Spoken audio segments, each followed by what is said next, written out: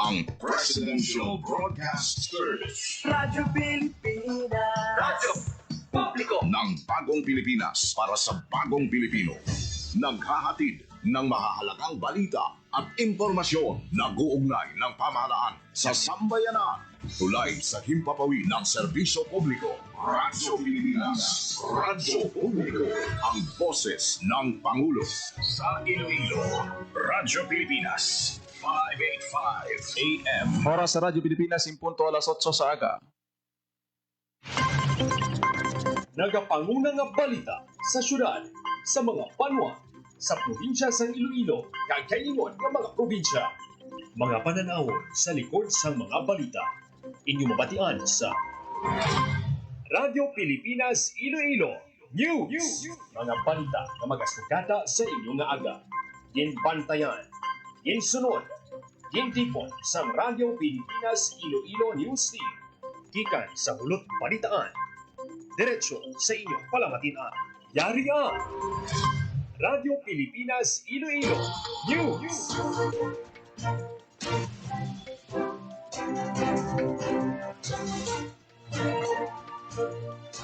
Ayong aga Pilipinas, good morning Western Visayas, welcome sa Radyo Pilipinas News. Adlaw sa Miyerkules, Oktubre 1, tuig 2025. Ako ang inyatag balita, Janelle Baclay, kagkaroon sa aton mga headline. Cebu gintayog sang 6.9 magnitude nga linog, pagtayog na batyagan man sa pila ka lugar sa Kabisayan. Klase sa tanan nga level sa Iloilo City suspendido kasunod sang nagluntad nga linog kagabi. Operasyon sang City Hall magapanumbalik alas 10 sa aga, subong naman yang adlaw. Klase sa West Visayas State University suspendido man midterm exam sa mga estudyante in reschedule. Mga banwa nga may matagas nga building ginpangabay ni Governor Defensor nga magpatuman sang inspeksyon. Iloilo PDRMO Chief ginaduso ang isa ka region-wide flood summit.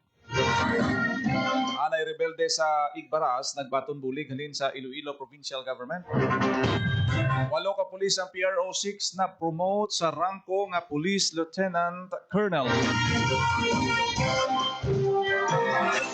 More power suportado ang Harvest Festival nga hiwaton sa Iloilo City.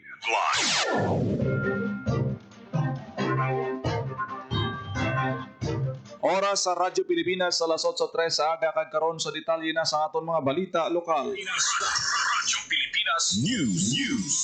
Gintayog sa magnitude 6.7 nga linog ang Bugo, Cebu. Alas 9:59 kagabi, Setyembre 30, ang pagtayog ng badyagan man sa pila ka mga residente sa Kabisayan na katungdan. Lakip na ang Iloilo, Guimaras, kag Bacolod. Sandig sa Tivox, ang intensity 3 na balag sa San Fernando, Cebu. Intensity 2 naman sa Lawang, Northern Samar. Sa instrumental intensities, intensity 6 sa Cebu City, Cebu, kag sa Villaba, Leyte. Radyo Pilipinas News. Sa iban pang balita, klase sa siyudad sang Iloilo ang suspendido kasunod sang natabo nga linog kagabi. Radyo Pilipinas Report. Sa detalye sang balita, suspendido ang klase sa tanan nga level sa pribado kag pangpubliko nga bulutuan sa syudad sang Iloilo subong nga Miyerkules, October 1 kasunod sa natabo nga linog.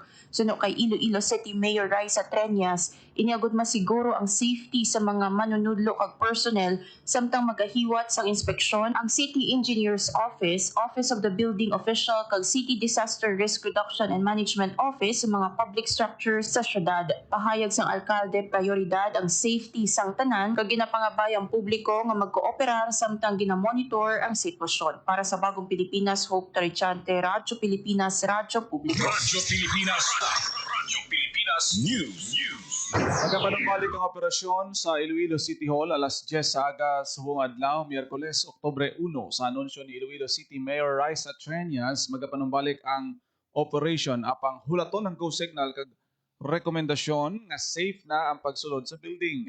Magaumpisa ang paghiwat sa Office of the Building Official sa pag-inspeksyon sa structures agod masiguro ang integridad kag hilway sa peligro ang tanan nga mga building. Ginainganyo man ni Mayor Treñas ang tanan nga government offices kag pribado nga mga establishmento nga maghiwat sa ang kaugalingon nga inspeksyon kag precautionary measure. Radyo Pilipinas. Radyo Pilipinas News.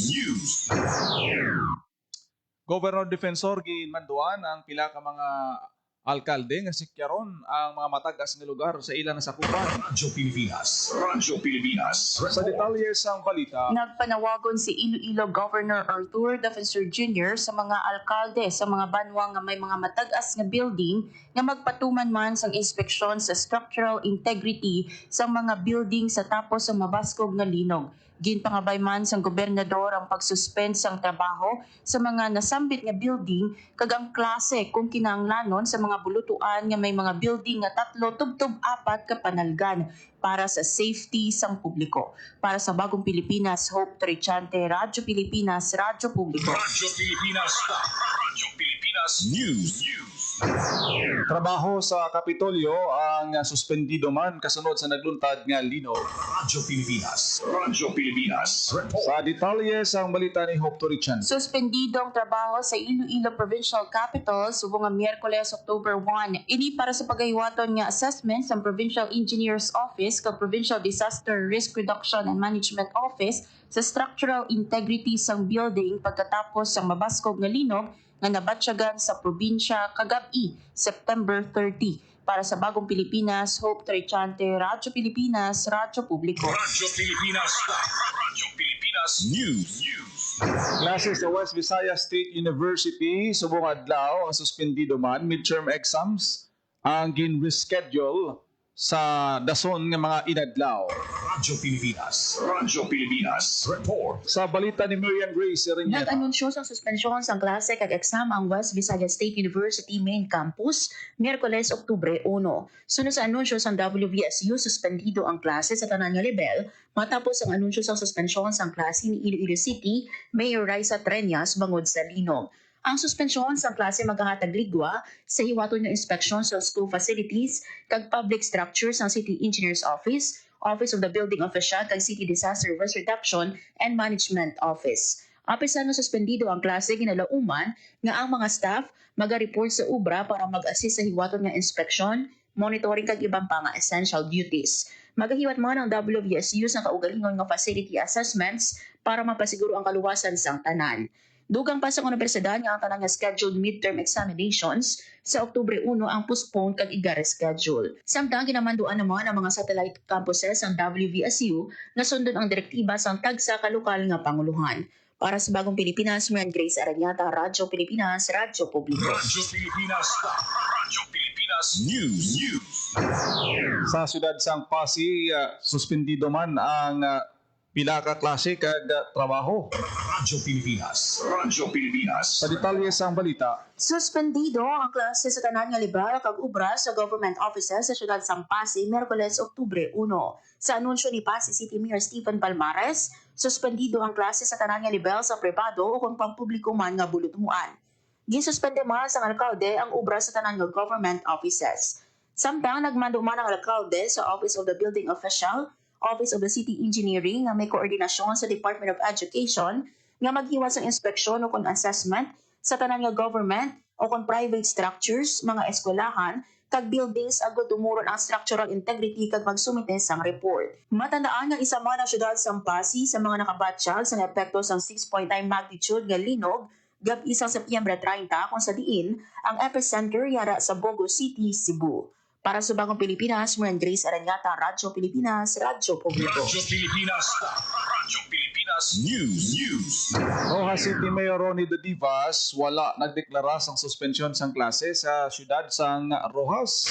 Radyo Pilipinas. Radyo Pilipinas. Sa balita ni Hope Toricante. Wala nag-declare sang suspensyon sang klase sa Rojas City Mayor Ronnie De Divas kasunod sang natabo nga linog sa Setyembre 30. Sunod kay De Divas ang Department of Education kag mga school heads may ara sang otoridad nga mag-declare sang suspensyon sandig sa assessment sang structural integrity sang ila bulutuan. Naibaluan nga gintay og sang 6.9 magnitude nga linog ang Cebu sa diin ang pag-uyog sang duta nabatyagan man sa pila ka lugar sa Kabisayan, lakip na sa isla sang Panay. Para sa Bagong Pilipinas, Hope Trechante, Radyo Pilipinas, Radyo Publiko. Radyo Pilipinas. Radyo Pilipinas News.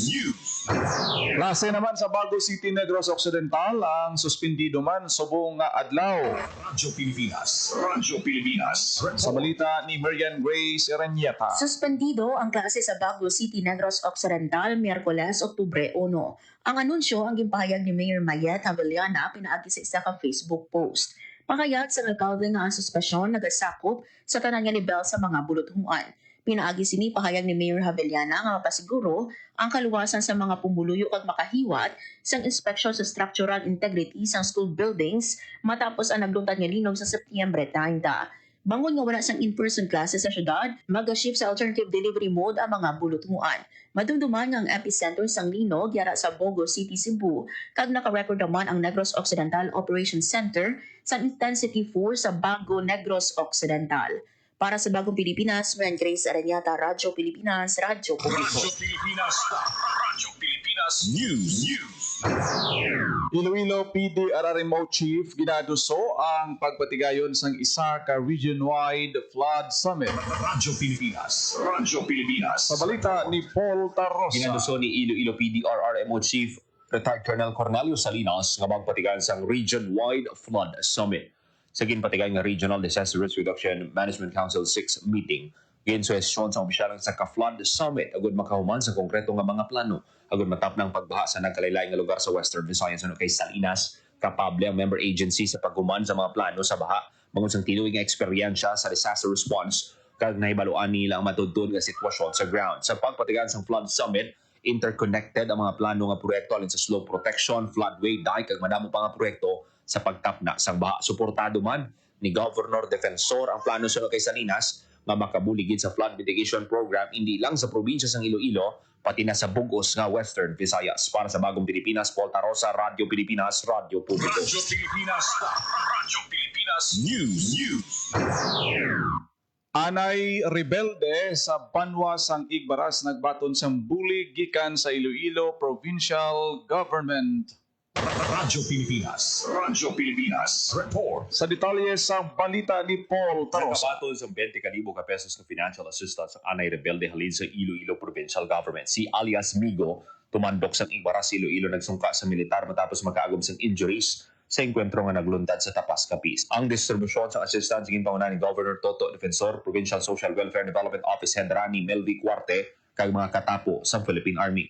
Ang bulig pinansyal ginbaton sa iutod bangod ang paayo pa ang rebelde. Kumitido ang Iloilo Provincial Government sa pagbuli sa kampanya kontra insurgency. Labi na sa anay rebelde nga gusto na mga buhi sang matawhay upod ang ila pamilya. Para sa Bagong Pilipinas, Paul Tarosa, Radyo Pilipinas, Radyo Publiko. Radyo Pilipinas. Radyo Pilipinas News. Walo ka mga pulis ang Police Regional Office 6 ang na-promote sa rangko nga Police Lieutenant Colonel. Sa detalye sa balita. Radyo Pilipinas. Na-promote ang 8 ka pulis ang Police Regional Office 6 sa rangko nga Police Lieutenant Colonel sa giniwat nga oath-taking kag donning of ranks.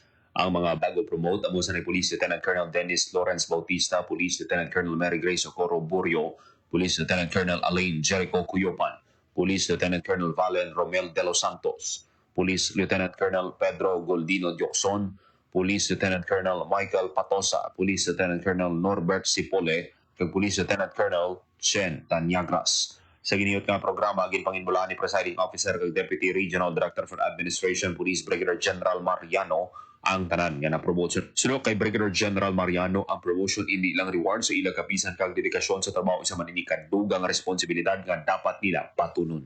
Para sa Bagong Pilipinas, Paul Tarosa, Radyo Pilipinas, Radyo Radyo Pilipinas. Radyo Pilipinas News. Suportado sa More Electric Power Corporation ang pagsaulog sa Harvest Festival sa Barangay Bituon, Haro, Iloilo sa pagpanguna sa Iloilo City Agriculture's Office, Iloilo Wide Farmers Association kag pribado nga sektor. Bilang kabayan sa inisyatiba nakabaton sang libre nga binhi, abono kagamitan para sa uma kag paghanas ang mga mangunguma. Natigayon na aktibidad sa pagpakigangot sa Uswag Nursery matapos ang binulan nga pagpananom yara sa 214 ka kilo nga utanon ang ginaani na lakip diri ang talong, margoso, lettuce, litsugas, repolyo, kalubay kag latoy. Ehemplo ang Harvest Festival sa ginatawag nga community development, ang kwarta nga gikan sa naani nga mautanon, ang liwat nga gina-invest para sa kapital sa madason nga planting season, agud mapadayon ang mga proyekto para sa mga mangunguma. Hindi lang ini pagpataas sa produksyon kag income sa mga local farmers, kundi ginapabakod man ang kabilugan nga seguridad sang pagkaon kag komunidad. Ang suporta sang More Power nagapakita sang ilang matuod-tuod nga commitment sa pagpalapad sang ilang misyon sa gwa sang sektor sang elektrisidad. Radyo Pilipinas News. Balay Minerva Teen Center gin-turnover na sang Iloilo Provincial Government sa Iloilo National High School. Radyo Pilipinas. Sa detalye sang opisyal na gin-turnover sa Iloilo Provincial Government ang Balay Minerva Teen Center sa Iloilo National High School. Ngayon, pangunaan ni Iloilo Governor Arthur Defensor Jr. kag ni Iloilo Schools Division Superintendent Dr. Ernesto Servilin Jr. ang unveiling sang marker kag official turnover ceremony sa ginhiwat nga programa sa Bulutuan. Ang pasilidad na magaserbe naman lugar para sa mga programa para sa mga pamatanon kasubong sang youth development, psychosocial support, voters education, counseling, mga programa sa mental health kag madamo pa. Hinpahayag naman ni Provincial Population Office Head Attorney Roel Bon Superior, mas madamo pa nga team center ang gapahamtang sa mga bulutuan kabahin sa Best Province Program sa probinsya. Ginpasalamatan naman ni Iloilo National High School Principal 4 Delora Cecilia Fantilio kag SPTA President Anabil Samaniego ang provincial government sa mapuslanon nga proyekto nga makabuligid sa mga kinahanglanon sang mga estudyante. Para sa Bagong Pilipinas, General Baclay, Radyo Pilipinas, Radyo Publiko. Radyo Pilipinas News.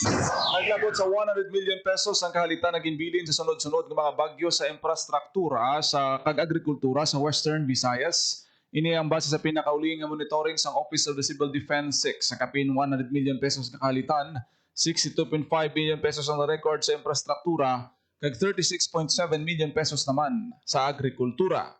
Ang mga nagkalagubang infrastruktura ginalakipan sa flood control projects, pananom kag kagamitan sa pagpangumang na record sa probinsya sang Antique, Iloilo, Aklan kag Guimaras.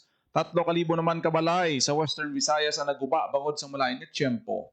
Sa karon nakatutok ang OCD6 sa rehabilitation and recovery, agod mabuligan ng mga pumuluyo nga naapektuhan nga makabangon sa ginbilin nga kahalitan sang sunod-sunod nga bagyo. Radyo Pilipinas News. 41 million pesos nga balor sang relief assistance na panagtag na sa pumuluyo sa Western Visayas nga naapektuhan sang habagat nga ginpabaskog sang mga bagyo. Sa detalye sang balita, Radyo Pilipinas.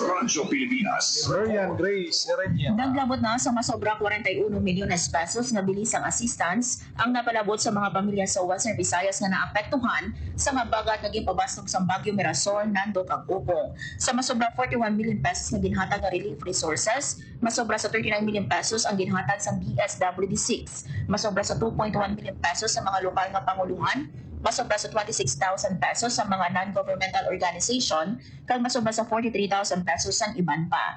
Lakip sa ginpalabot sa mga apektado nga pamilya ang family food packs, non-food items kag ready-to-eat food.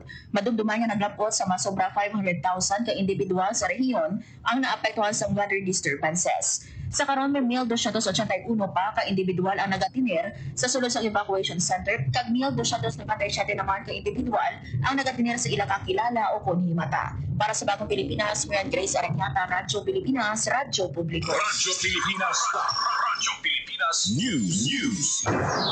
Naglabot sa masobra 11,000 ka trabaho ang mahimo ma-applyan sa mga job seekers sa iwaton nga Maskara Job Fair sa Peso, Bacolod City sa Oktubre 5. Ang aktibidad hiwaton sa Activity Center sa Ayala Malls Capital Central kag pasakupan sa masobra 100 ka kumpanya. Suno kay Mayor Greg Gasataya, ini ang pinakadako nga job fair sa siyudad sa Bacolod sining nga tuig. Ginainganyo naman ang mga job seekers nga maghanta sang madamo nga mga resume, mangin confident kag mag-apply sa job fair. Radyo Pilipinas News. Mga pasahero sa Iloilo Airport, mas mangin komportable na sa pag-abot sa mga bag-o nga mga gang chairs.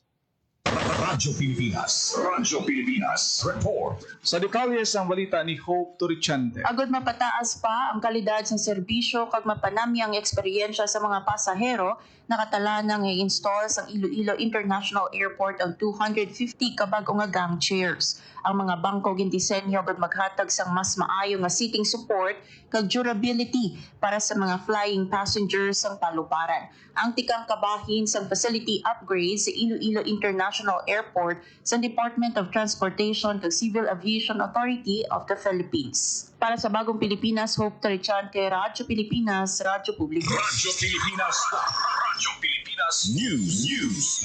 Ano ay tuhay nga area sa syudad kag First District bisitahon sang SSS E-Wheels subong nga bulan sang Oktubre. Radyo Pilipinas. Radyo Pilipinas. Sa Report. balita ni JP Mga Heras. bisita sa nunaytuhan nga lugar sa syudad kag probinsya ang SSS Iloilo pinaagi sa SSS E-Wheels. Iniginalkipan sa Grab Office sa Mandurriao kag Spark Confab Trabaho Peso Job Fair sa SM City Iloilo sa Oktubre 3, Tubungan Municipal Hall sa Oktubre 6, Trapicio Oton sa Oktubre 9, kag Tigbawan Municipal Hall sa Oktubre 13. Sinalom sang SSS E-Wheels ang SSS nagapadala sang team sa mga area nga may mahina nga access sa internet o kung tam-an kalayo para magbiyahe. Nakib sa mga serbisyo ginatalian sa publiko ang pagbulig ubra sa online account, pag-apply sa SSS number, loan kag necessary nga benepisyo. Sunod kay SSS Senior Communications Analyst Ambiel Hinova, masobra isa kagatos na kabarangay kag Banwa Iloilo kag sumuman sa Gimaras ang ilang rabisita sa mga tuig sa idalom sang programa. Para sa Bagong Pilipinas, JP Hervas, Radyo Pilipinas, Radyo Publiko. Radyo Pilipinas. Radyo Pilipinas News. Executive Order number 92 ginpapanaog ni Iloilo City Mayor Raisa Treñas sugod magtukod sang Overseas Filipino Worker Help Desk sa Iloilo City. Radyo Pilipinas. Radyo Pilipinas. Sa Report. detalles sang balita, nagpapanaog sang Executive Order number 092 si Iloilo City Mayor Raisa Treñas para sa pagtukod sang Overseas Filipino Worker Help Desk sa syudad sang Iloilo. Tinutuyo sang help desk nga maghatag sang suporta kag bulig sa mga OFW kag ila pamilya. Paagi man sini, mayara sila sa masaligan nga partner ka mapalapit sa local government ang ilang mga kinahanglanon. Hinakabig ang mga Ilonggo OFW suno kay Mayor Treñas bilang modern day heroes kag inipagpakita sang pagtamod kag paghatag importansya sa ila kabudlay kag kontribusyon. Para sa Bagong Pilipinas, Janelle Baclay, Radyo Pilipinas, Radyo Publiko. Radyo Pilipinas. Radyo Pilipinas News. Kaso sa leptospirosis sa probinsya sa Iloilo naglabot na sa 136 mga napatay, nagsaka na sa 8. Radyo Pilipinas. Radyo Pilipinas. Sa Report. balita ni Marian Grace Serenieta. Naglabot ng sa 136 ang kaso ng leptospirosis sa probinsya sa Iloilo sining nga tuig. Humalin January 1 to September 20, 2025, yara na sa 136 ang nabalag nga kaso ug may 8 nga napatay. 36 na kabanwa sa probinsya ang may kaso sa leptospirosis. Nagapanguna nga may pinakamatamo nga kaso, amo ang Banwa sa Maniway nga may 13, ginsundan sa Oton nga may 11, Badyangan nga may 9, Mag-Alimudyan at Kabatuan nga may 8. Sa 8 nga napatay, tig-isa na record sa Oton, Badyangan, Alimudyan, Ahoy, Sara, Banate, Dinglek, Mina. Sa interview sa Radyo Pilipinas, Iloilo kay Dr. Rodney Labis, Head sa Health Service Delivery Division sa Iloilo Provincial Health Office, gimpahayag niya nga kalabanan sa mga napatay ang may exposure sa pagpanguma kag sa baha. Para sa Bagong Pilipinas, Marian Grace Aranyata, Radyo Pilipinas, Radyo Publiko. Radyo Pilipinas. Radyo Pilipinas News. BMW Negros Island Region naghiwat sa National Reintegration Caravan sa Negros Occidental. Radyo Pilipinas. Radyo Pilipinas. Sa detalye sang balita, Naghiwas ang ikaduha nga leg sa National Reintegration Network o NRN Caravan sa Western Visayas ang Department of Migrant Workers Negros Island Region sa Negros Occidental. Kapin 200 ka mga overseas Filipino worker o OFW kag ilang pamilya ang nagtambong sa caravan nga ginhiwa sa Alejandro Aconia Yap Kinya Arts and Cultural Center sa Victoria City. Gimpangunahan ni DMW NIR Regional Director Glenda Aligonza ang nasabing nga kahiwatan kaupod si OWA 6 OIC Regional Director Risa Joy Moldes. Lakip sa ahensya nga naghatag sang serbisyo sa caravan ang DOLE, OWA, DTI, lakipan ang DOH, PhilHealth, DSWD, DOST, DOT, Pag-ibig Fund, DSUD, TESDA, SSS kag DA. Nagtanyag ang mga ahensya sang livelihood opportunities, skills development, financial guidance kag health and social protection programs. Para sa Bagong Pilipinas, Mel Grace Aranyata, Radyo Pilipinas, Radyo Publiko. Radyo Pilipinas News.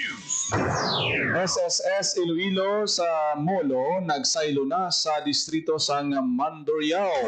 Radyo Pilipinas. Radyo Pilipinas. Sa detalye sa balita ni JP Yerbas. May bago ng alokasyon ng Social Security System con SSS Iloilo na santuan ay nagaserbisyo sa GT Plaza Mall sa Molo. Epektibo September 29, nagsaylo na sa ikaduha nga panalgan sa Festive Mall Annex Building sa Iloilo Business Park Mega Ward sa Mandurriao ang anay SSS Iloilo Molo Branch.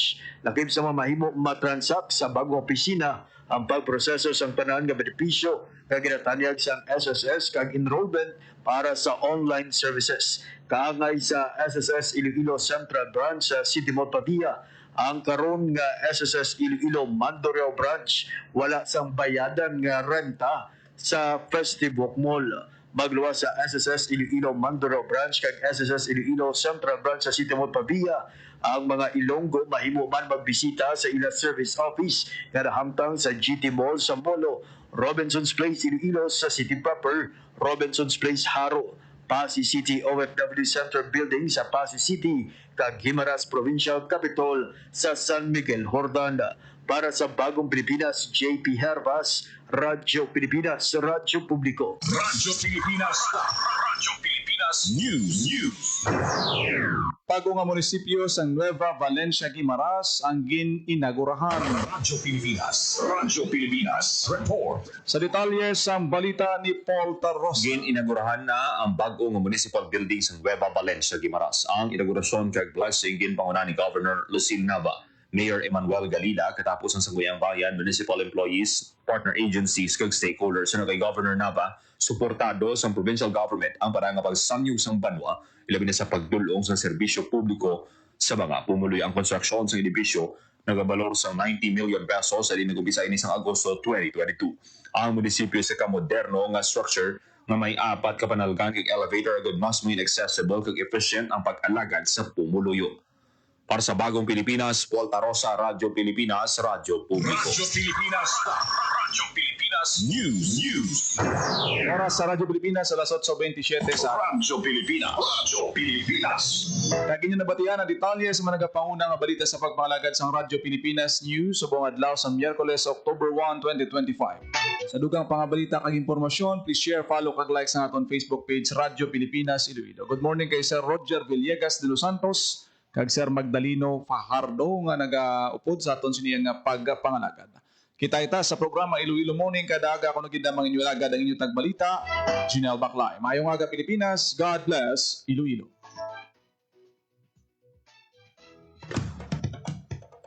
Ito ang Presidential Broadcast Service. Radyo Pilipinas. Radyo Publiko ng Bagong Pilipinas para sa Bagong Pilipino. Naghahatid ng mahahalagang balita at impormasyon na guugnay ng pamahalaan sa sambayanan. Tulay sa himpapawid ng serbisyo publiko. Radyo Pilipinas. Radyo Publiko. Ang boses ng Pangulo. Sa Iloilo, Radyo Pilipinas. 585 AM.